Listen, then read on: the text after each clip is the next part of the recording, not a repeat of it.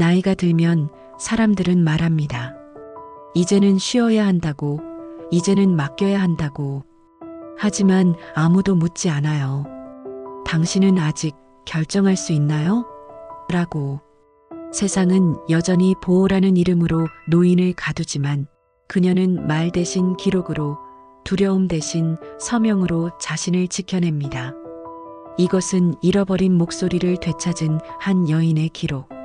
조용하지만 단단하게 자신의 삶을 다시 내 이름으로 부른 이야기입니다. 오늘도 심연속으로 찾아와 주신 여러분 정말 감사합니다.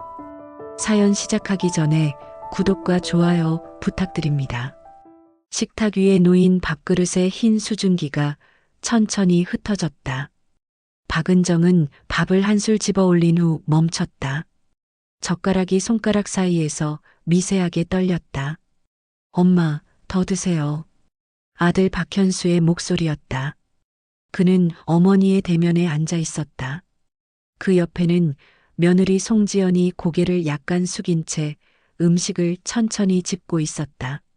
남편 기일 제사가 끝난 지 불과 30분이었다. 촛불을 밝히고 절을 올린 뒤 몇 달 만에 다시 차린 밥상이었다. 은정은 밥을 입에 넣었다. 치아 사이에서 식은 밥알이 부스러졌다. 침을 삼키는 것도 조금 어려웠다. 손목에 찬 팔찌가 차가웠다. 남편이 60때 사준 제천 옥 팔찌였다. 30년을 차고 살았다. 어머니, 지연이가 먼저 입을 열었다. 오늘은 제사 치르느라 많이 힘드셨을 것 같은데요. 우리 잠깐 얘기할 게 있어요. 은정은 밥숟가락을 내려놨다. 소리 없이 내려놨다. 밥 위에 숟가락이 가만히 누워 있었다. 현수가 목을 가다듬었다.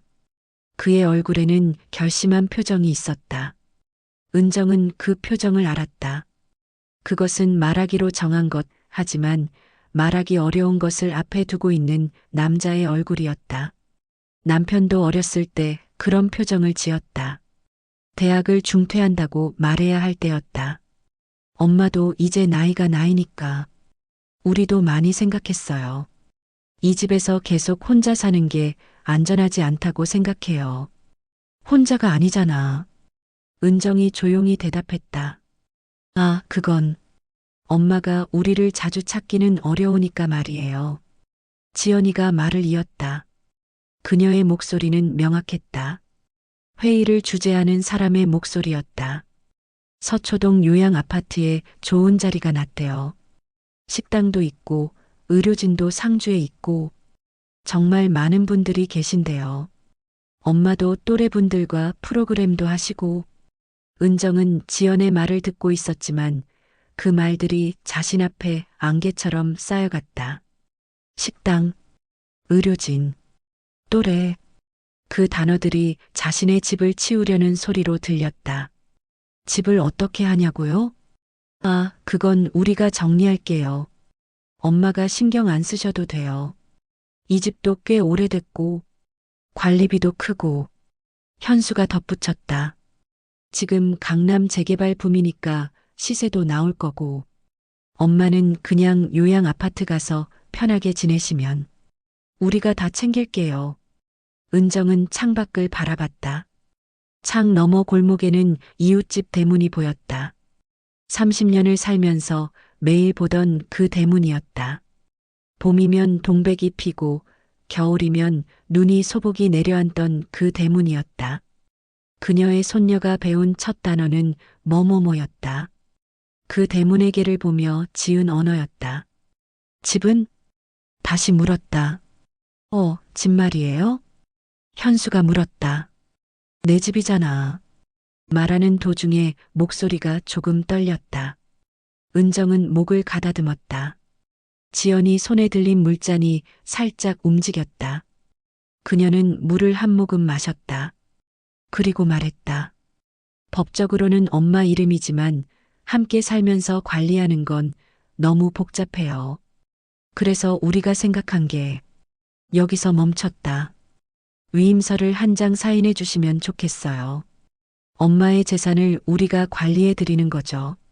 그럼 집도 우리가 정리하고 판매하고 그 돈을 엄마 요양비로 쓰는 거예요. 정말 간단해요. 간단해요. 그 단어가 공중에 떠 있었다. 은정은 밥그릇을 들었다. 아직 반이나 남아 있었다. 하지만 그 밥 한 숟가락이 목구멍을 통과하는 것이 산을 오르는 것처럼 느껴졌다. 그녀는 그릇을 내려놨다. 생각해 볼게. 아, 시간이 없어요. 그 요양 아파트 입주 선착순이거든요. 다음 주 금요일까지 답변이 필요해요. 지연이가 말했다. 현수는 어머니의 얼굴을 보고 있었지만 말을 덧붙이지 않았다. 그의 입술이 일직선을 이루고 있었다. 제사 때 올렸던 밥 냄새가 여전히 공중에 남아 있었다. 흰 쌀밥을 높게 담아 숟가락을 세워놨던 그 밥. 남편이 가장 좋아하던 반찬. 남편이 세상을 떠난 지 이제 3년이었다. 밥상이 물리어졌다. 은정은 일어나 부엌으로 향했다. 엄마, 우리가 정리할게요. 현수가 말했다. 괜찮아. 내가 하지. 은정은 상을 치웠다. 손가락이 밥그릇의 테두리를 잡을 때마다 무언가를 꽉 쥐는 기분이 들었다. 몸이 자동으로 움직였다. 73 동안 반복된 손의 기억이 그대로 작동했다. 밤이 되었고 현수와 지연이 집을 떠난 뒤였다. 은정은 침대맡 탁자 위에 노트를 폈다. 평생을 교사로 살아온 습관이었다. 학생들의 작품을 평가하듯 매일의 일들을 기록했다. 깔끔한 글씨로 거의 감정을 드러내지 않는 방식으로. 그날 일기는 길지 않았다. 제사 후 현수와 지연이가 집을 팔고 나를 요양원에 보내기로 결정한 모양이다. 일주일의 시간이 있다고 했다. 이제 어머니도 혼자 사시기 위험해요. 이 집은 우리가 정리할게요. 위임서를 사인해 달라고 했다. 도와준다는 게 왜 이렇게 무서울까? 펜을 내려놨다. 손가락이 떨리고 있었다. 창밖으로 거리등이 희미하게 보였다. 30년을 살던 집의 밤거리였다. 그 거리는 은정의 손가락 사이사이로 사라져가고 있었다. 그 밤 은정은 오래도록 잠들지 못했다. 이제 어머니도 혼자 사시기 위험해요. 이 집은 우리가 정리할게요. 그 말들이 계속 돌아왔다. 아들의 목소리였지만 그것은 아들의 말이 아닌 것 같기도 했다. 아들의 뒤에 서 있는 누군가의 말 같았다. 은정은 깨어 누워 있었다. 남편이 누워있던 자리가 아직도 차갑지 않았다. 베개의 형태가 남아 있었다. 그것을 매일 밤 보면서도 정리하지 않았다. 정리할 생각도 없었다. 그 자리는 그렇게 남아 있어야 한다고 생각했다. 이 집은 우리가 정리할게요. 누군가 자신의 무덤을 파기 위해 삽을 들었다. 그 삽질은 다정했다. 도와주려고 하는 삽질이었다. 새벽 3시 30분. 은정은 침대에서 내려왔다. 거실 창가에는 그려진 지 15년 된 벽화가 있었다. 손자 태민이가 7살일 때 그린 그림이었다. 보라색으로 칠해진 나무, 주황색 해, 그리고 그 아래 쓰인 글씨.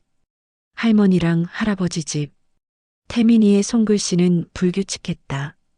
그렇지만 정확했다. 은정은 그 벽화 앞에 서 있었다. 나는 여기 있었어.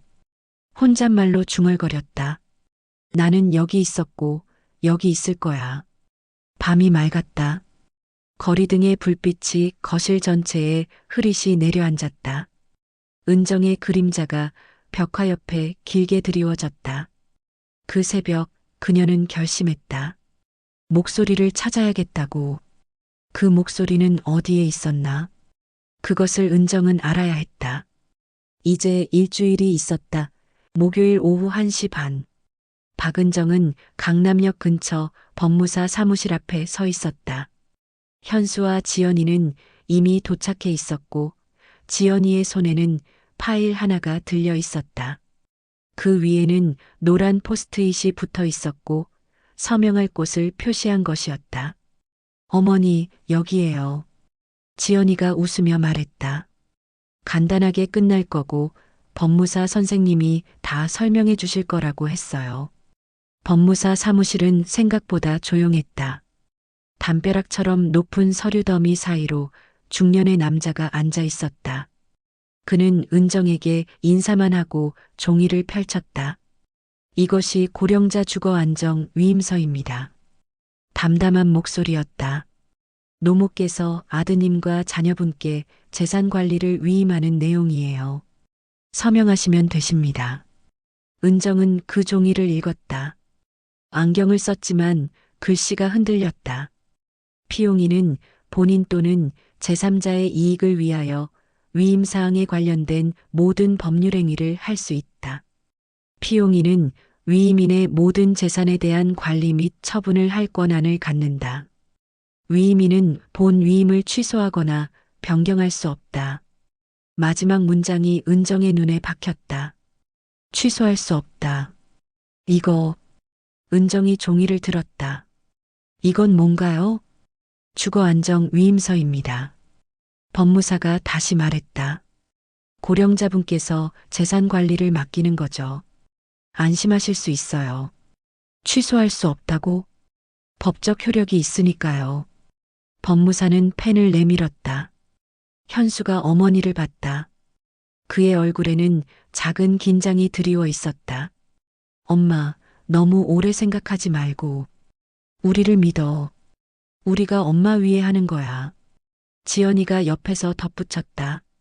어차피 어머니는 쓸 일 없잖아요. 우리가 다 챙길 테니까요. 더 편하실 거예요. 은정은 펜을 들지 않았다. 한번 읽어봐도 될까? 이미 다 설명해 드렸습니다. 법무사가 말했다. 시간을 아까워하는 투였다. 은정은 그 종이를 들고 일어났다. 집에 가서 읽고 나중에 다시 연락할게요. 사무실 밖으로 나오며 현수의 목소리가 들렸다. 엄마. 은정은 걸음을 멈추지 않았다. 그날 저녁 은정은 주민센터를 찾아갔다. 나이 많은 사람도 주민센터에 가는 것이 맞다고 생각했다. 뭔가 이상할 때는 기관을 찾아가는 게 맞다고 생각했다. 73해를 살면서 그것이 자신이 배운 유일한 규칙이었다. 1층 사회복지상담 창구에는 20대 여성이 앉아 있었다. 이 서류가 뭔지 알아봐 주실 수 있나요? 은정이 위임서를 펼쳤다. 여성은 안경을 쓰고 문서를 읽기 시작했다. 읽는 도중 그녀의 얼굴이 변했다. 이건 뭔데요? 이건 고령자 주거 안정 위임서라고 되어 있는데 내용은 완전히 다른 거네요. 여성이 말했다. 그녀의 목소리가 낮아졌다. 조용했지만 그 조용함 속에 무언가 심각한 것이 있었다. 이건 사실상 포괄위임장이에요. 재산 관리를 모두 넘기는 거라는 뜻이에요. 네. 이걸 서명하시면 아드님과 며느리분이 어머니의 모든 재산을 관리할 수 있어요. 집도 팔 수 있고 통장도 마음대로 할 수 있고요. 그게 가능해요? 은정이 물었다. 목소리가 떨렸다. 요즘 이런 일이 정말 많아요. 여성이 말했다. 보호한다는 이름으로 권리를 빼앗는 거죠. 특히 노인분들을 대상으로. 내 아들이. 은정이 말했다. 그럼 나는 이걸 서명하신다면 명의는 어머니지만 실제 권리는 없는 거예요.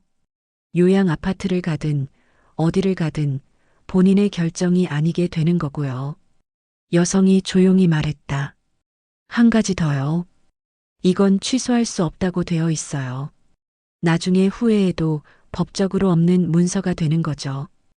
은정은 그 말을 듣고 움직이지 않았다. 주민센터의 불빛이 밝았다. 형광등이 계속 윙윙거렸다. 혹시 다른 방법 없나요? 있어요.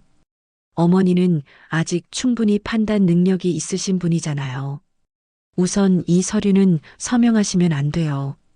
그리고 여성이 종이를 한 장 써내밀었다. 여기 노년 권리 상담소가 있어요. 변호사가 상담해 주니까 한번 가보세요. 법적으로 어떻게 보호받을 수 있는지 알려줄 거고요. 상담소의 이름은 노년의 목소리였다. 그날 밤 은정은 오명숙에게 전화했다. 명숙아, 응?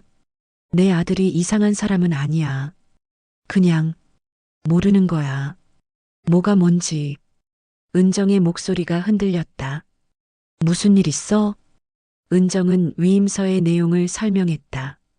취소할 수 없다는 것, 재산을 모두 넘긴다는 것, 자신이 결정할 수 없게 된다는 것. 명숙이 소리쳤다. 뭐야? 그게 뭐 하는 짓이야? 서명하면 안 돼. 모를 거야. 지연이나 현수가. 막, 이게 맞다고 생각한 거겠지. 은정이 말했다. 근데 내가 어떻게 하는 거야? 아들한테 안 되라고? 응, 그렇지. 왜 돼? 명숙이 외쳤다. 넌 정신 멀쩡한 사람이잖아. 왜 자식한테 자기 권리를 줘? 침묵이 흘렀다. 명수가 상담소를 찾아봤어. 그 여자가, 그 주민센터 여자가 알려준 데가 있어. 그래. 무조건 가. 내일이라도 가. 명숙의 목소리가 단호했다. 박은정, 이건 가족 문제가 아니야. 이건 내 권리의 문제야. 너는 누군가의 엄마일 수도 있지만 동시에 너는 너야. 알겠어? 응. 은정이 대답했다. 이해할 것 같아. 그 밤 은정은 거실의 벽화를 다시 봤다. 손자 태민이가 7살일 때 그린 그림. 보라색 나무와 주황색 해. 그 아래에 글씨. 할머니랑 할아버지 집. 이 집은 누구의 소유였나? 법적으로는 자신의 것이지만 서명 한 장이면 모두 사라질 수 있는 그런 소유였나? 은정은 종이를 펼쳤다. 일기를 썼다. 손가락이 이제 덜 떨렸다. 주민센터에 갔다. 이 서류는 보호가 아니라 통제라고 했다. 재산 이전 계약이라고 했다. 현수와 지연이가 알고 하는 건 아닐 거다. 그렇지만 나는 알았다. 그리고 물었다. 내가 뭘 할 수 있는지. 누군가 그 답을 알려주기를. 내일 상담소에 간다. 내 목소리를 찾으러. 펜을 내려놨다. 손가락이 떨리지 않았다. 대신 무언가 앞으로 나아가려는 결심 같은 것이 손가락에서부터 팔로, 팔에서 가슴으로 퍼져나갔다. 새벽이 올 때까지 은정은 상담소의 주소를 몇 번이나 손으로 적었다가 지웠다. 내일은 가야 했다. 가야 했고 가야만 했다. 노년의 목소리 상담소는 을지로 낡은 빌딩의 3층에 있었다. 엘리베이터가 고장난 지 오래였는지 은정은 계단을 올라야 했다. 무릎이 시큰거렸다. 하지만 내려가지 않았다. 문을 열고 들어가자 29 정도의 젊은 여자가 앉아 있었다. 이름표에는 윤아림 변호사라고 적혀 있었다. 고객 정보 양식 작성해 주실래요? 여자가 종이를 내밀었다. 손이 조금 떨렸다. 하지만 글씨는 명확했다. 미술교사로 30년을 산 손의 기억이었다. 양식을 다 채운 후 은정은 윤아림 앞에 앉았다. 뭐가 문제신가요? 아들이. 은정이 시작했다. 그리고 멈췄다. 문제를 말로 설명하기가 어려웠다. 시간이 오래 걸려도 괜찮습니다. 윤아림이 말했다. 처음부터 천천히 얘기해 주세요. 은정은 이야기했다. 남편 기일 제사 이후 아들과 며느리가 찾아온 것, 집을 팔고 요양원에 가라던 것, 위임서라 불리는 서류, 그리고 주민센터에서 알게 된 것들. 윤아림은 한마디도 끼어들지 않고 들었다. 종이에 메모만 했다. 그림을 그리듯. 위임서 있으세요? 은정이 파일을 내밀었다. 윤아림은 안경을 벗었다 썼다 했다. 오래 읽었다. 읽는 도중 표정이 단호해졌다. 이건 위임서라기보다 처분장이에요. 윤아림이 말했다. 어머니의 모든 재산을 아드님이 마음대로 할 수 있게 하는 거죠. 이걸 서명하면 어머니는 법적으로 무력해져요. 그러게요. 그 여자가 그렇게 말했어요. 가족분이 악의적으로 한 건 아닐 수 있어요. 보호한다고 생각했을 수도 있고요. 하지만 결과는 같아요. 어머니의 권리가 사라지는 거죠. 은정이 물었다. 그럼 나는 뭘 할 수 있어요? 유나림이 의자를 뒤로 밀었다. 일단 서명하면 안 돼요. 이건 법적으로 마지막입니다. 이 서류에 사인하는 순간 어머니는 더 이상 선택할 수 없어요. 알았습니다. 은정이 말했다. 그 다음은요? 유나림이 화면을 켰다. 문서가 떴다. 본인 거주 보호 신청, 기존 주택 명의 변경 제한 신청. 어머니가 할 수 있는 게 두 가지 있어요. 유나림이 설명했다. 하나는 본인 거주 보호 신청이에요. 이걸 등기소에 신청하면 어머니가 사는 집은 법적으로 보호받아요. 누군가 강제로 팔 수 없다는 거죠. 어머니 동의 없이는요. 진짜요? 네. 법이 어머니를 보호하는 거예요. 그 다음은 기존 주택 명의 변경 제한 신청입니다. 이건 더 강한 효력이 있어요. 어머니가 살고 있는 집의 명의를 누군가 바꾸려고 해도 법적 절차 없이는 불가능해진다는 거예요. 누군가 위임장을 들고 와도 이 신청이 되어 있으면 막힐 수 있어요. 은정이 종이를 들었다. 누가 쓰는 건데요? 어머니가요. 유나림이 말했다. 이건 정부가 서류를 대신 써주지 않아요. 어머니가 직접 쓰셔야 해요. 어머니의 뜻이 명확해야 효력이 있으니까요. 글을 많이 써야 해요? 아니에요. 간단해요. 나 박은정은 내 의사로 내 집에 계속 거주하겠고 누구도 이 집을 나의 동의 없이 처분할 수 없다는 정도면 돼요. 날짜하고 서명만 있으면 돼요. 그게 그냥 거기다 쓰고 내가 가면? 네. 어머니가 가셔야 해요. 가서 신청서를 작성하고 신청하고 등기하면 끝이에요. 은정이 물었다. 아들한테는? 말씀하셔야죠. 이미 서명할 날짜가 정해져 있으니까요. 그 전에 알려주셔야 해요. 침묵이 흘렀다. 내가 아들한테 싸움을 거는 건 아니잖아요. 은정이 말했다. 내 권리를 지키는 거죠? 맞습니다. 유나림이 말했다. 어머니는 싸우는 게 아니라 본인의 존재를 증명하려는 거예요. 법이 그걸 인정해야 한다는 거고요. 은정은 2시간을 상담소에서 보냈다. 유나림이 직접 신청서 양식을 펼쳐서 설명해 주었다. 어디에 뭘 쓰는지, 어떤 인장이 필요한지, 등기소에 어떻게 접수하는지 모두 적혀 있는 메모를 받아갔다. 혹시 겁나세요? 유나림이 물었다. 네. 은정이 대답했다. 그건 당연해요. 근데 어머니는 혼자가 아니에요. 언제든지 물어보세요. 이건 어머니의 삶이고 어머니의 결정이니까요. 그날 오후 은정은 인장을 만들러 갔다. 몸이 가벼웠다.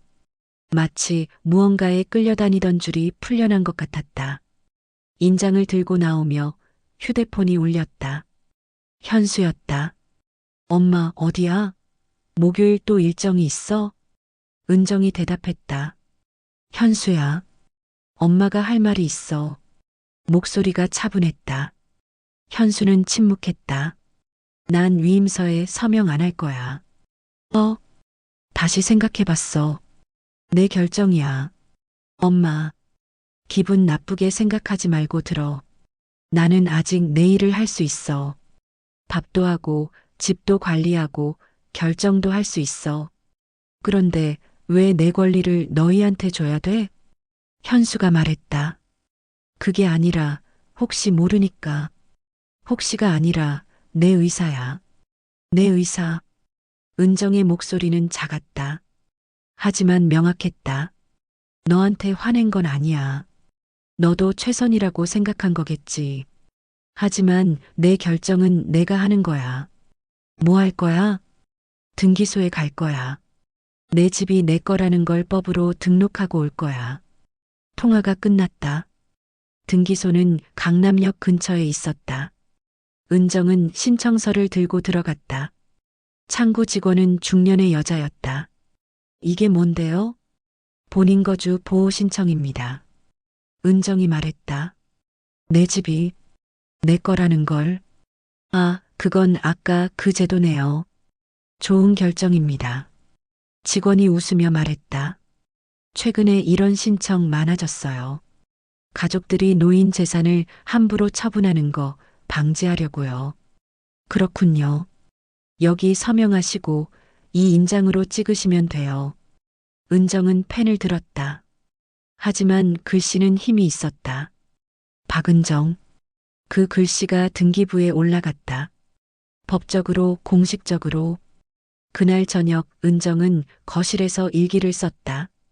손가락은 여전히 떨렸다. 하지만 펜은 종이 위에서 흔들리지 않았다. 오늘 내 집이 내 거라고 법에 등록했다. 현수에게 전화했다. 아들을 상처 주려고 한 건 아니었다. 하지만 내 결정권은 내 거라는 걸 알려줘야 했다. 펜을 놨다. 다시 들었다. 목소리를 잃으면 서명으로 말하자. 그 한 문장을 여러 번 썼다. 마치 주문처럼, 마치 자신에게 다짐하듯. 벽화 앞에 섰다. 보라색 나무, 주황색 개, 태민이의 손글씨, 할머니랑 할아버지 집. 이제 그 집은 누구의 것도 아닌 오직 자신의 것이었다. 법이 그렇게 정했다. 거울을 봤다. 73살의 얼굴이 돌아봤다. 피곤했지만 확실해 보였다. 처음으로 그 얼굴이 낯설지 않았다. 그것은 자신의 얼굴이었다. 해시태그 CHAPTER 사소통의 빈틈. 등기를 마친 지 이틀 후 박현수는 어머니에게 전화를 했다. 엄마, 지금 시간 되세요? 목소리에는 무언가 꾸겨진 감정이 있었다. 집에 갈게요. 점심때. 통화가 끝났다. 은정은 알았다. 이 통화는 앞으로의 무언가를 알리는 것이었다. 정오가 되자 현수가 왔다. 혼자였다. 지연이는 오지 않았다. 그것도 신호였다. 현수는 엄마의 밥상을 먹지 않았다. 거실 소파에 앉았다. 은정도 그 옆에 앉았다. 두 사람 사이에는 팔길이의 거리가 있었다. 엄마 등기소에 갔어요? 응, 다녀왔어. 은정이 대답했다. 그 뒤에도 들었어요. 우리가 집을 강제로 팔 수 없다고. 명의도 못 바꾼다고. 현수의 목소리가 낮았다. 상처받은 목소리였다. 내가 엄마 재산 탈취하려고 한 줄 알았어요? 그런 건 아니고. 은정이 말했다. 내 결정이 필요하다고 생각했어. 아들이고 며느리고 해도 내 거는 내가 결정하는 게 우리가 엄마를 버리려고 한 게 아니잖아요. 현수의 목소리가 높아졌다. 지연이가 밤새 우는 거 알아요? 자기가 엄마를 보호하려고 했던 게 이렇게 받아들여질 줄 몰랐대. 우리가 엄마를 속이려고 한 게 아니에요. 은정은 아들의 말을 들었다. 아들의 얼굴도 봤다. 그 얼굴에는 피로가 깊이 내려앉아 있었다. 현수야, 엄마가 너한테 화낸 게 아니야. 그럼 뭐예요? 법으로 엄마를 지키겠다고? 우리한테서요? 현수가 물었다. 우리가 뭘 잘못했어요? 은정은 대답하기가 어려웠다. 현수가 한 일이 뭐가 잘못됐는지 그걸 명확하게 설명하기가. 아들은 자신을 돌보려고 했다. 그건 사실이었다. 하지만 그 방식이. 위임서를 읽어봤어. 법무사가 뭔지 설명해 줄 때 내가 모르는 게 많았어. 그 서류가 뭘 의미하는지, 나한테 뭘 의미하는지. 은정이 천천히 말했다. 너도 지연이도 몰랐을 거야. 근데 그게 문제는 아니야. 그럼 뭐가 문제예요? 나를 물어봤어야 했어. 내가 뭘 원하는지. 내가 어떤 삶을 살고 싶은지 보호한다고 정한 게 아니라 물어봤어야 했어. 현수가 소파에 더 깊이 몸을 파묻혔다. 지연이랑 결혼한 지 15년이에요. 우리 사업이 얼마나 힘든지 엄마는 모를 거예요. 은행 빚 세금, 목이 메었다. 그런데 엄마가 이 집을 팔면 우리가 괜찮을 것 같았어요. 엄마도 편하고 우리도 숨 쉴 수 있을 것 같았어. 그래서 뭔데? 은정이 물었다. 내 집을 팔 생각을 했어? 네, 죄송합니다. 현수가 말했다. 침묵이 흘렀다. 긴 침묵이었다. 은정은 아들의 얼굴을 봤다. 이제 50대에 가까운 나이였지만 그 얼굴은 여전히 어떤 불안감을 잃지 못하고 있었다. 마치 어렸을 때 시험 보고 왔을 때의 그 얼굴 같았다. 현수가 힘들구나. 은정이 말했다. 응, 요즘 많이 힘들어. 왜 엄마한테 말 안 했어? 아, 말할 수가 없었어. 그래서 엄마 재산으로 해결하려고. 현수가 고개를 끄덕였다. 은정은 아들 옆에 더 가까이 앉았다. 너 빚이 얼마나 돼? 엄마 신경 쓰지 마세요. 내 문제니까. 너 말 들어보자. 현수는 한참 동안 말하지 않았다. 그리고 천천히 자신의 상황을 설명했다. 인테리어 사업의 어려움, 자재비의 급상승, 몇 건 수주를 못한 후에 자윤학화, 지연이와의 갈등, 지연이도 일을 다시 시작했지만 버는 돈보다 빌린 돈이 더 많다는 것. 그 모든 것을 들으면서 은정은 깨달았다. 자신의 아들이 얼마나 혼자였는지를. 현수야. 은정이 아들의 손을 잡았다. 네. 엄마는 너한테 화낸 게 아니야. 근데 너도 엄마한테 물어봤어야 했어. 엄마도 사람인데. 알았어요. 그리고 너, 왜 나한테 말 안 했어? 엄마도 도와줄 수 있는데. 엄마는 충분히 하셨잖아요. 나를 낳으셨고, 키우셨고, 교육해 주셨고, 학교도 보냈고. 현수의 목소리가 떨렸다. 은정은 말하지 않았다. 아들의 말을 들었다. 그리고 알았다. 이 모든 게 아기에서 비롯된 게 아니었다. 아니, 알면서도 그렇게 생각하고 싶지 않았다. 그리고 그 오해의 구멍에는 대화가 없었다. 현수야, 엄마 말 들어. 엄마는 너를 위해 내 집을 팔고 싶지 않아. 근데 너랑 함께 할 방법이 있을 수 있어. 알겠어? 지금 당장은 아니고 함께 생각해 보자. 엄마 혼자서도, 너 혼자서도 아니고 함께. 현수의 눈에서 눈물이 흘렀다. 아들은 어머니의 가슴에 얼굴을 묻었다. 마치 어렸을 때처럼. 은정은 아들의 등을 쓸어내렸다. 울어. 충분히 울어. 그 오후는 길었다. 현수는 2시간을 그렇게 있었다. 현수가 간 후 은정은 윤아림 변호사에게 전화했다. 다른 방법이 있을까요? 어떤? 내 집을 지키면서 동시에 아들을 도울 수 있는 방법 말이에요. 나는 이 집에 살고 싶어요. 하지만 아들도 도와주고 싶어요. 전화 너머에서 침묵이 있었다. 역담보 채권이라는 게 있어요. 윤아림이 말했다. 어머니가 살고 있는 집을 담보로 돈을 빌려서 그 돈으로 아드님을 도울 수 있다는 거죠. 집은 어머니 것이고 어머니가 계속 살 수 있어요. 다만 나중에 상황이 정리되면 원금을 갚거나 유산 때 정산하는 식으로요. 그게 정말 가능해요? 네. 법적으로 아무 문제 없어요. 은정은 그 말을 듣고 한참을 생각했다. 집을 지키면서 아들을 돕는 방법. 그것은 싸우는 방법이 아니었다. 함께하는 방법이었다. 그날 저녁 은정은 또 다른 일기를 썼다. 오늘 현수가 울었다. 아들이 얼마나 힘들었는지 처음 알았다. 내 집을 팔려고 한 게 나를 속이려는 게 아니라 자신의 절망에서 빠져나오고 싶었던 거라는 걸 느꼈다. 아들을 원망했던 내가 부끄러워졌다. 내가 물어봤어야 했다. 아들이 괜찮은지, 그냥 나는 괜찮습니다라고 받아들이지 말고. 펜을 놨다. 다시 집었다. 내일 윤 변호사를 다시 만날 거다.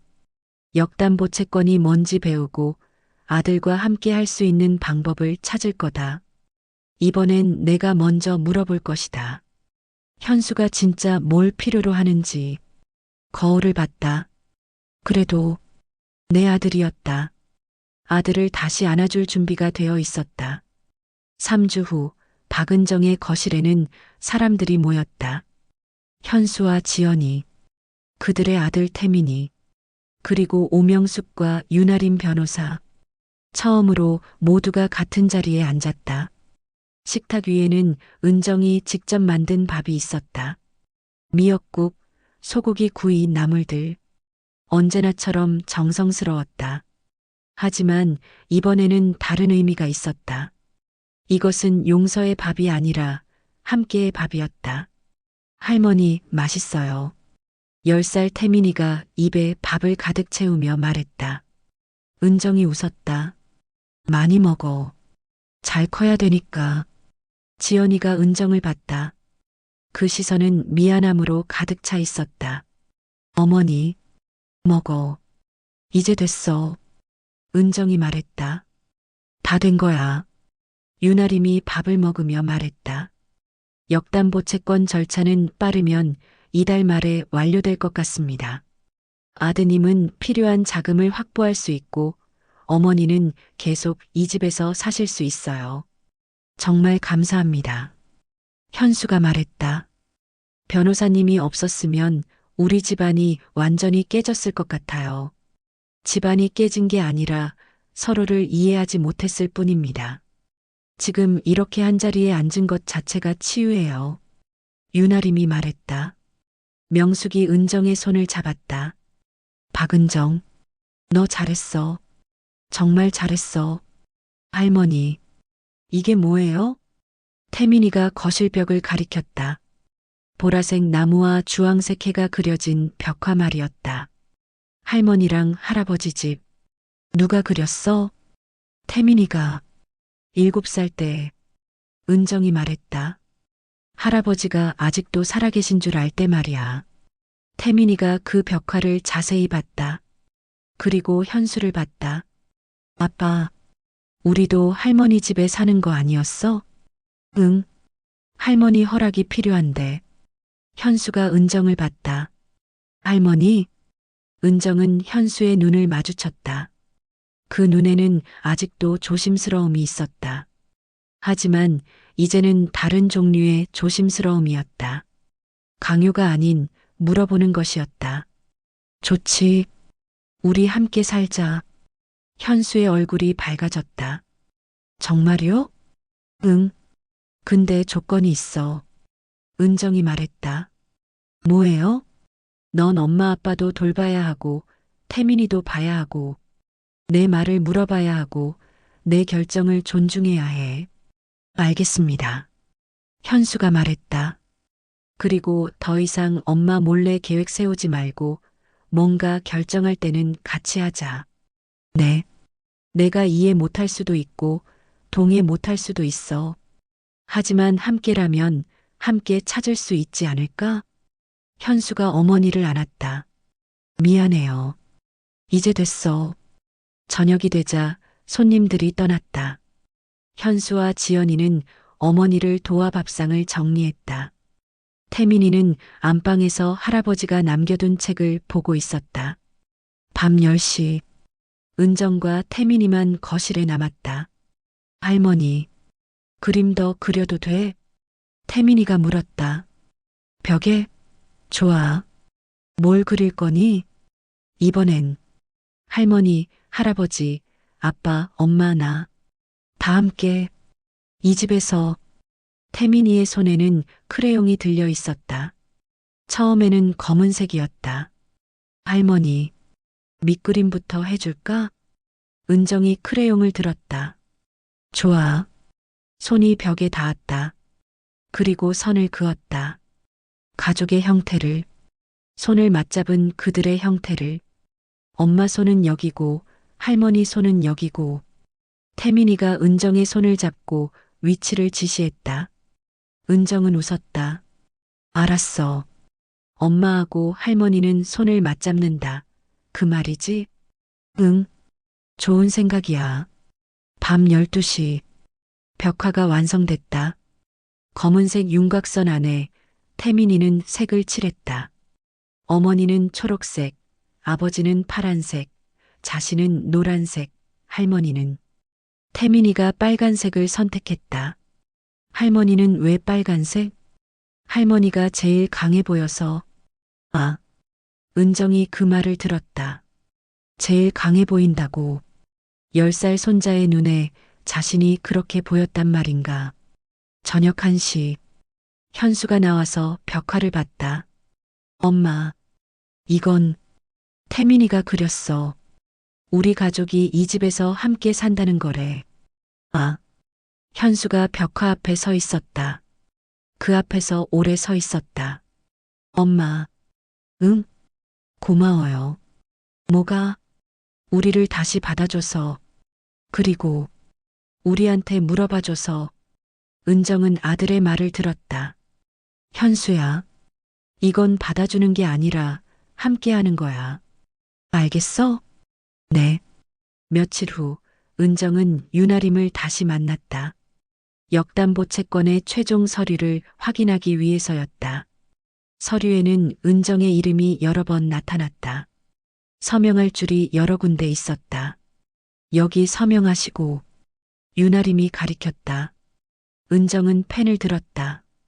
손이 떨리지 않았다. 박은정. 그 이름을 여러 번 썼다. 다 되셨네요. 윤아림이 말했다. 이제 어머니는 이 집에서 계속 사실 수 있고 아드님도 새로운 시작을 할 수 있어요. 고마워요. 그날 밤 은정은 일기를 썼다. 지난 몇 주의 여정을 정리하듯. 처음엔 싸움인 줄 알았다. 내 권리를 지키는 게 아들과 싸우는 거라고 생각했다. 하지만 그게 아니었다. 그것은 나를 찾는 과정이었고 동시에 우리가 다시 말하는 과정이었다. 펜을 놨다. 다시 집었다. 물어보는 것에 힘을 알았다. 명령하거나 받아들이는 게 아니라 물어보고 함께 찾는 것. 그게 가족일 수도 있고 나일 수도 있다는 걸. 벽에 그린 우리는 손을 맞잡고 있다. 내 손이 약해진 줄 알았는데 그 안에 아직도 누군가를 감싸줄 힘이 있었다. 펜을 내려놨다. 창밖을 봤다. 밤 거리가 조용했다. 30년을 살던 거리. 이제는 아들 가족도 함께할 거리. 거울을 봤다. 73살의 얼굴. 처음에는 두려움으로 가득 찼던 그 얼굴. 지금 그 얼굴은 확실해 보였다. 더 이상 누군가의 엄마로서의 얼굴이 아니라 박은정으로서의 얼굴이었다. 한 달 후, 박현수의 사업은 다시 시작했다. 작지만 새로운 계약들이 들어오고 있었다.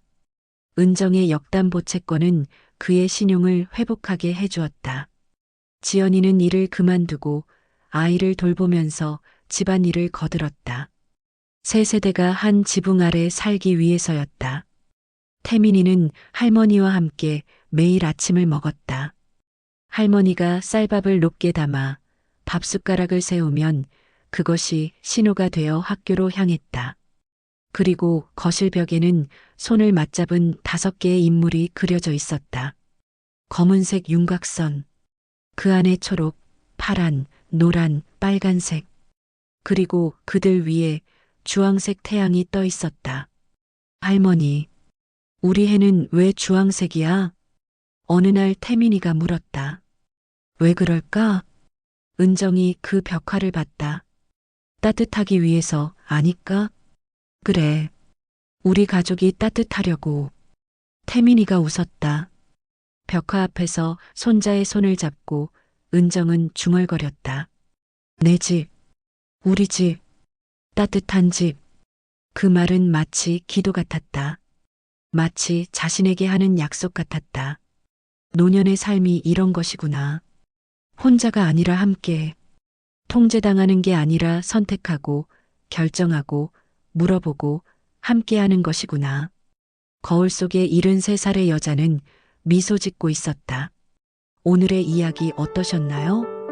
우리의 목소리는 나이가 들어도 사라지지 않습니다. 조용히 그러나 단단하게. 오늘도 스스로의 삶을 선택하는 모든 이들을 응원합니다.